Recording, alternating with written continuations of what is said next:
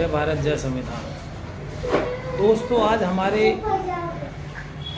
माहौल को यदि देखते हैं, एटमॉस्फेयर को देखते हैं, कुछ शरारती तत्व, कुछ षड्यंत्रकारी हमारे ही समाज में आपस के एक दूसरे के डीएनए के भाई को एक दूसरे से लड़वाया जा रहा है और हमारे ही हक अधिकारों को छीना जा रहा है।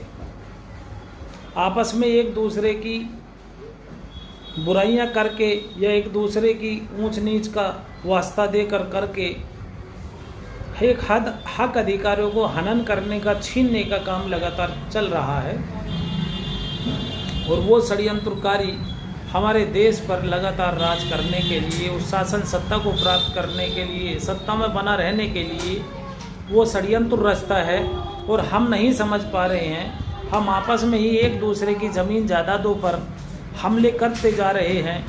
हम जब धार्मिक उन्माद की बात करते हैं तो एक इस्लाम मज़हब, एक बौद्ध धर्म, सिख मज़हब, ईसाई मज़हब, जैन, लिंगायत, कौन सा मज़हब है? सभी से सवाल करता हूँ, पूरे देशवासियों से, कि कौन सा मज़हब है कि एक दूसरे की चीज़ें हथियाने का काम बतलाती है, एक दूसरे इंसान का खून कर देने की बात कहती है? कौन सी इंसानियत है या कौन सा मज़हब है, कौन सी वो विचारधारा है कि वो इस तरीके से एक दूसरे को हमलावर बना देती है? इसके ऊपर यदि नहीं सोचा गया, गहन अध्ययन नहीं किया गया, तो देश में बवाल होने में और गृह युद्ध होने में कोई कमियां नहीं हैं। आज कुछ शरारती तत्व, उपद्रवी, आतंकवादी विचारधारा के लोग दूसरे मजहब की धार्मिक स्थलों पर जाते हैं और वहाँ झंडा उतार करके अपना झंडा लगाते हैं या अंट संट नारे लगाते हैं। तो वो षड्यंत्र रचने में कौन मदद कर रहा है? यानी शासन प्रशासन होते हुए, तो यानी कि सब कुछ होते हुए कोई काबू नहीं पाया जा रहा है। ऐसे जंगल राज को स्थापित करने में जो लोग अपनी भूमिका निभा रहे हैं, तो वो इंसान कहाँ रह गए? मानवता, इंसानियत सबसे बड़ा मजहब होता है। एक इंसान दूसरे इंसान के काम आना, उसकी दुख सुख में खड़े हो जाना, तो इंसानियत मानवता होती है। अरे जानवर भी इकट्ठे हो जाते हैं यदि दूसरे की समस्या देखते हैं। तो यानी कि आज जो माहौल चल रहा है वो जानवर से भी बदतर बनाने का चल रहा है। हमें एक दूसरे को समझना और समझाना होगा, नहीं तो जो षड्यंत्रकारी है एक दूसरी जगह जाकर के नया मुद्दा खड़ा कर देता है।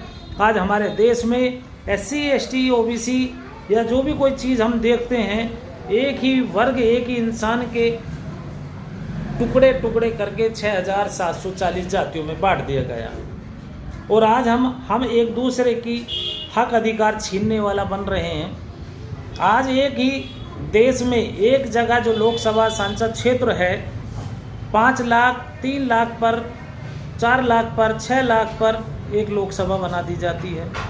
और एक उत्तर प्रदेश है, मेरठ जिला है या लखनऊ है या कोई सी भी इतने सारे ज़िले हैं, उनमें 24 लाख के ऊपर एक लोकसभा बनाई जाती है। तो ऐसे विकास नहीं होगा। हमारे देश के 3% के लोग, मनुस्मृति, मनुवादी लोग, जो सबका हक अधिकार छीन रहे हैं, विधायिका, कार्यपालिका, न्यायपालिका और मीडिया, यानी चारों पिलरों पर काबिज हैं और 90% लोगों का हक अधिकार खा रहे हैं, छीन रहे हैं। क्या वो आरक्षण नहीं है? आरक्षण वही है कि 2-3% के लोग होते हुए 90% के मूल निवासियों का, जो देश के मूल निवासी हैं, उनका हक अधिकार छीन रहे हैं। तो ऐसे लोगों से हमें समझना और समझाना है। अपने देश में, अपने हक अधिकार में, गृह युद्ध से अपने देश को बचाना है, सांप्रदायिक सौहार्द कायम करना है। जो एक दूसरे को हम लड़ मर रहे हैं, काट रहे हैं, उसको ख़त्म करने का टाइम है दोस्तों, बढ़ाने का टाइम नहीं है। क्योंकि अभी आपने हाल फिलहाल में बांग्लादेश का मुद्दा देख लिया, श्रीलंका का देख लिया, नेपाल का देख लिया और बहुत सारी कंट्री हैं, ऐसा ही चल रहा है। तो ऐसे बचना और बचाना होगा। जय भारत।